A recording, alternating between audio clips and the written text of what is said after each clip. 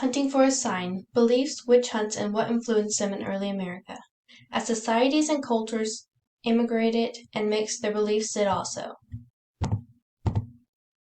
In early America, maleficence, or the act of committing harm or evil, was a defining factor for being labeled a witch. It was believed that someone was always to blame for the unexplainable factors of harm done to the people or their land. Poor crops, dead livestock and game, and unexplained illnesses are a few signs attributed to witchcraft. When thinking of witchcraft and witches in early America, the first occurrence you probably think of is the Salem witch trials. But witchcraft was practiced long before colonization.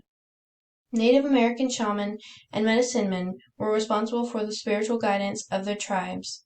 Their use of rituals and natural medicines gives the appearance of witchcraft but was not intended to harm. When natural remedies and rituals failed to produce improvement or the desired outcome, it became determined that witchcraft was to blame. A Native American labeled a witch was to have evil intentions or feelings towards others. A Gotkan, or evil spirit, was created by using witchcraft for evil power, or orenda. As European colonists arrived in America, religious beliefs clashed with the Native American beliefs.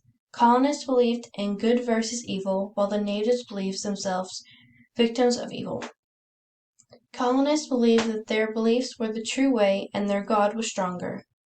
Natives believed themselves to be victims of witchcraft because of the new diseases spread by immigrants, lack of game, stolen land, and occasional war where death was prominent. For colonists in colonial America, witchcraft was considered evil, or any action that went against religious beliefs. Witches were thought to have familiars or shape-changing animals.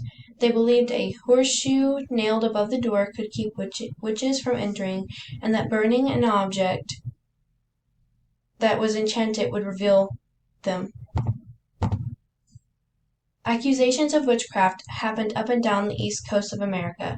From doing personal harm, causing illness in children, dying livestock, and cases of suspected possession, no one was safe from accusation. These cases were essentially against those who did not conform to society's norms. Anger, envy, jealousy, and suspicion and fear were all factors that contributed to the accusations and the witch hunts that followed. As the accused were examined for determination of their guilt, finger-pointing began. Sometimes these included whole families, including small children. Anyone considered to be at odds with current society's expectations or beliefs was likely to be accused. Factors leading up to early American witches and witch hunt beliefs were religious beliefs, a desire for power, fear of the unknown, and a need to have someone other than themselves to blame for the ill-fated occurrences that struck an emerging society.